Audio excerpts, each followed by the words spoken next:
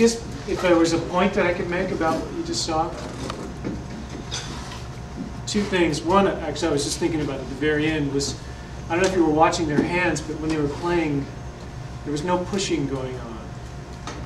No stiff arming. It was all very, very relaxed looking, right? Even when they're playing really fast, a lot of hinge motion, but not a lot of pushing into the drum. You don't strong arm it. It's really like just a couple of flank stakes hitting the drum. So really, really loose and relaxed. The parts that they're playing there for rumba are kind of their parts, right? There's a part that you can play on this drum, which is called the tumba, the lowest drum. And there's a part that you can play on the conga, which is like the segundo, the second part. So you can say this is the part, which is fine. And there's a part here, which I've kind of shown you guys before in the past, right?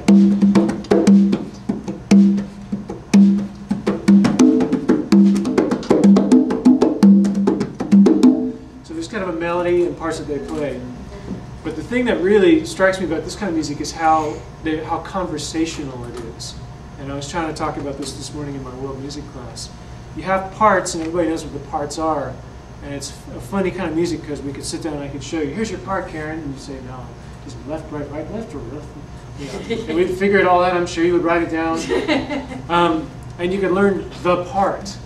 But what happens is that the music has it has a different kind of feel than that. What they do is they have basically a part, but then it's like you're working within a framework of a part. You don't always just play the part.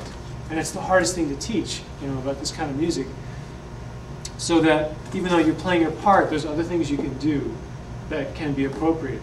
And it's very much like learning a language. You really have to just hear it a lot and kind of imitate hearing other people speak in order to give it the right feel and flavor to it. The quinto, the lead drum, really just kind of improvises almost the whole time. And but you can't just play whatever you want. You have to play it in the right spot, and it has to be appropriate, just in the same way that if you're going to give a speech, you wouldn't just start rambling off a bunch of random words. It would have some sort of cohesion and thoughtfulness to it. And then as the lead drum, or maybe even the second drum, as they communicate, then it's expected that the other drums will answer. So even though there is a framework, there is a part to be played, there's a lot of conversation going on, which implies not only that you understand what your part is, but that you're able to listen outside of yourself and respond when you're being called to, and to respond appropriately. There's a lot of stuff. It's a lot of stuff, really. It's not simple. And you can't just learn how to beat on the drum and call it good.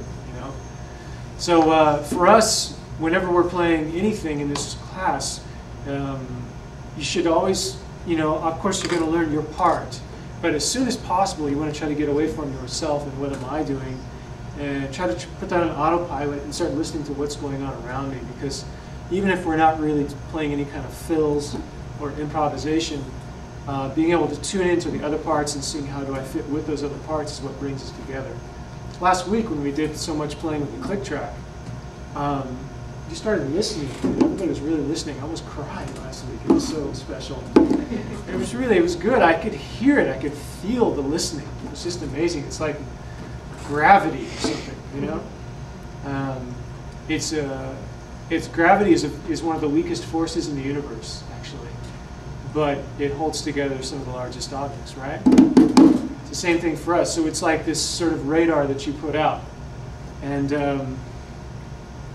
we need to always play that way instead of saying, "What's my part?"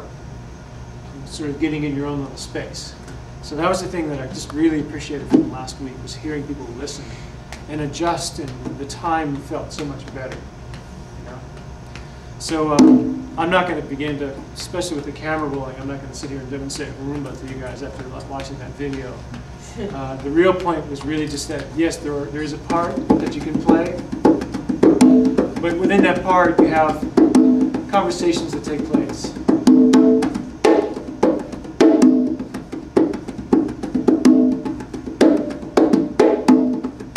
And that note, this note, always has to be there, kind of. And no matter what else you do.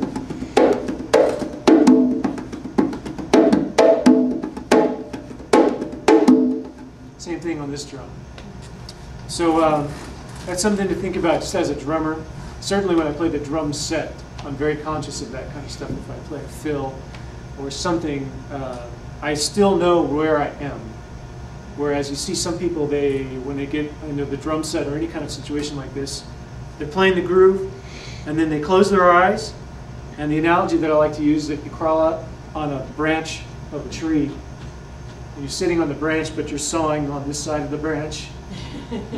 You know what I mean?